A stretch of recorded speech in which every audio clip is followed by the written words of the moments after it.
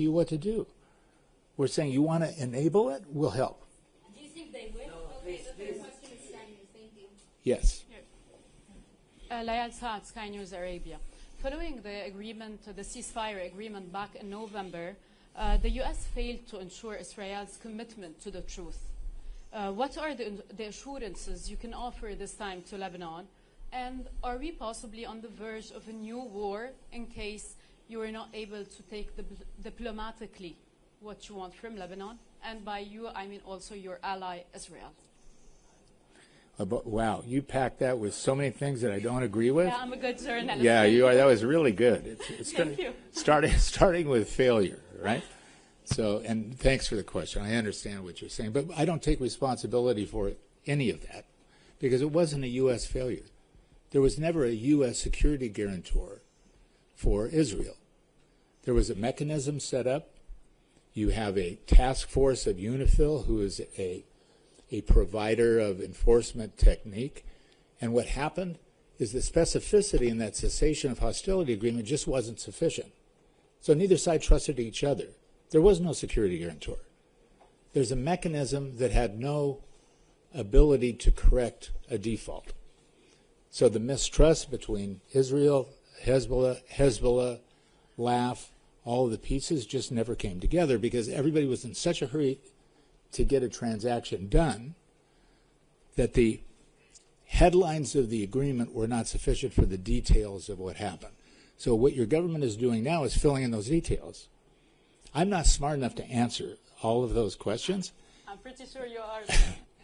But what we did is went back and said, let's take lessons from the past. What are lessons from the past? We had a Taif agreement. Taif agreement was done before you were born. I actually went back and took the Taif agreement and went through line by line. It's almost exactly what we're talking about today. Exactly what we're talking about today.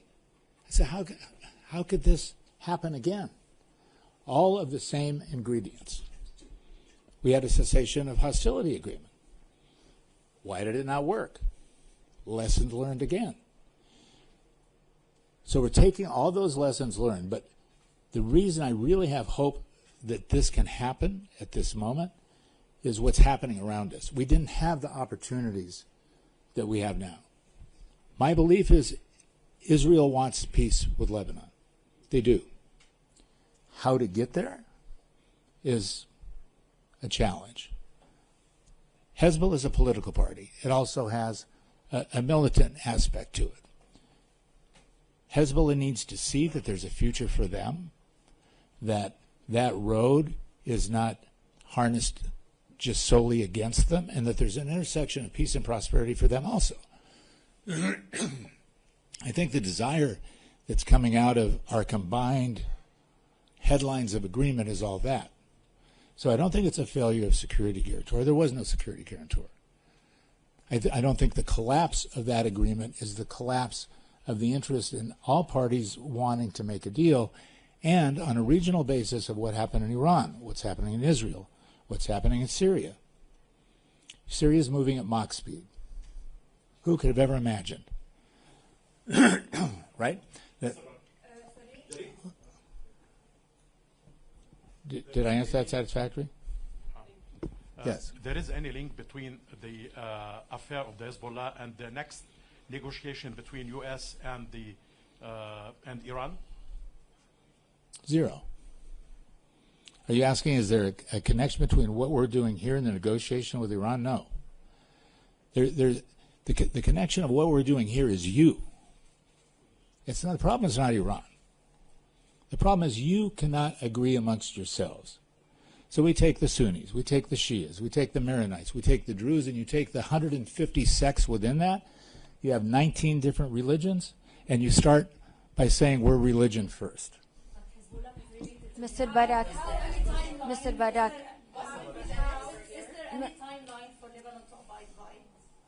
But Lebanon doesn't need to abide by. Lebanon is hurrying, trying to get to a formulation of what they need that we then as America can usher.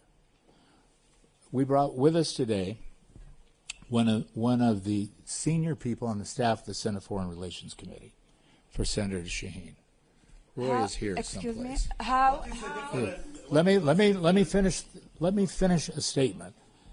And you know, part of Lebanese hospitality is calm down. Take a breath. I'm not going anywhere. I'm happy to answer these questions. But give me a break. I'm not the enemy. So the answer on all these things, the pieces of that puzzle, are really in the hands of the Lebanese government, which is complicated, right? There's so many pieces of it.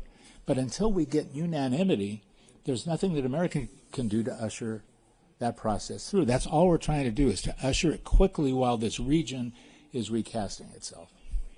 How first difference between American American approach and Lebanese approach or Lebanese response? Well, it's a document. We had 15 points, which were all the things that you know. The Lebanese response was very responsible of some of the things that we missed, some of the clarifications of things that they feel that they need that are different from what we asked, but all within the ballpark of where we're trying to go. Is what's a resolution of all these things on a diplomatic basis, on an LAF basis, on a council of ministers basis? How do we blend all these? How do you bring back life to the South? How do you handle this issue with Israel? How do you get everybody to stand down and say, yes, we have trust and confidence, and there's some mechanism that's going to monitor this? How do you monitor it? And how do you pay for it? How and who will intervene if the Lebanese government fails to resolve the issue of Hezbollah's weapon? I'm sorry, could you repeat the question? How and who will intervene if the Lebanese government fails to resolve the issue of Hezbollah weapon? Well, today there's nobody who's going to intervene or resolve it. Look, Hezbollah, is Hezbollah a political party in Lebanon? Anybody? So what, do you think America or France or Great Britain are going to come in and resolve a political party in a sovereign country? It's not going to happen. That's your problem. You figure it out.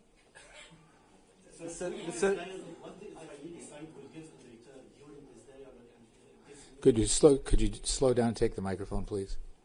The world wants to hear what you're saying. During this dialogue and this new era in the region, what the Israeli side will give in return to Lebanon? I think both countries are trying to give the same thing. The notion of a stand-down agreement, of the cessation of hostilities, and a road to peace. My honest feeling is the Israelis do not want war with Lebanon. They're not parasitic. They have no desire to take over Lebanon. They have respect for the same Levantine culture that we've all had. And it's been a nightmare on both sides for both countries. Everybody's tired of it. And you have an opportunity, thanks to the President of the United States, who had a heroic moment for Israel and what he did with Iran.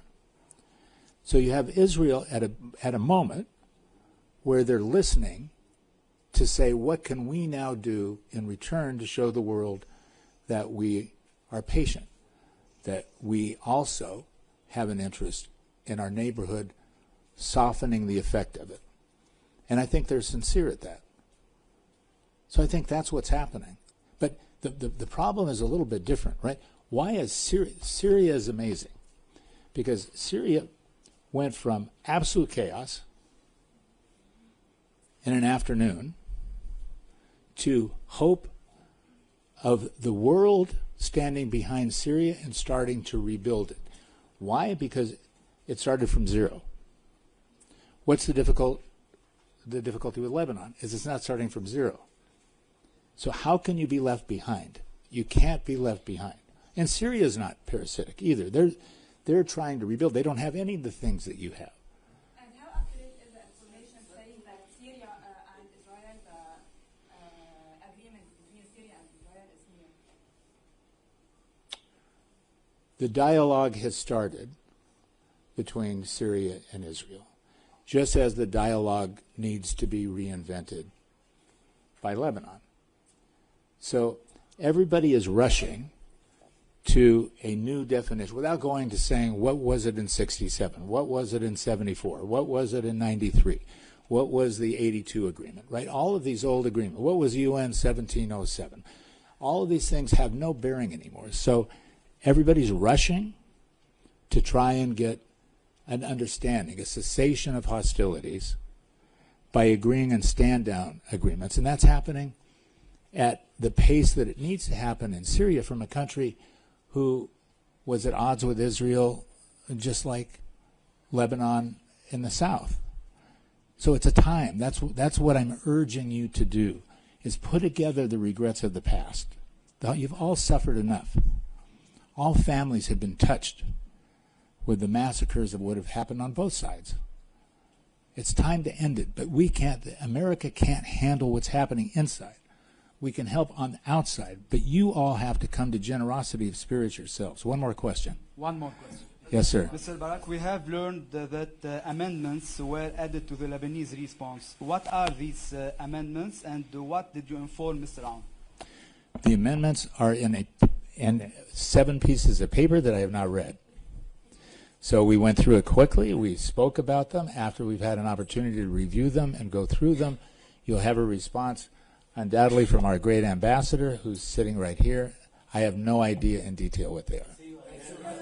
One last question. Is Lebanon missing the opportunity to capitalize on the regional changes, or do we still have the chance to take the vote? So I'm going to give you a really honest answer, right? I have other things to do in my life. President Trump, for some reason, believes exactly what you're saying, that Lebanon still is the key to the region, can be the pearl of the Mediterranean, and graciously gave me the responsibility, not as a diplomat. You have one of the best diplomats in the world sitting here as an ambassador. I'm an event-driven diplomat. The event is, if Lebanon wants to do this, President Trump has sent us, along with Congress, and Congress is here. You know how the U.S. system works. The administration is on one side, Congress is usually on the other. You have both of us. So the opportunity is now, but it's really now. You can still be the leader. Look around you. Competitively, it was always that way. And we missed it one time, right? We were the Switzerland of the Middle East until Dubai, which had nothing. It had clock towers. Abu Dhabi had the money. And Dubai, by capitalizing, just like now, on an event, said, aha, the Lebanese are at odds with themselves. We can provide security. What's the number one thing to get funds back? We talk about a Bank Resolution Act. We talk about a GAP Act. We talk about a central bank. None of it makes any difference if you don't have security. Nobody's going to come here if you're at war with each other. It's just not going to happen.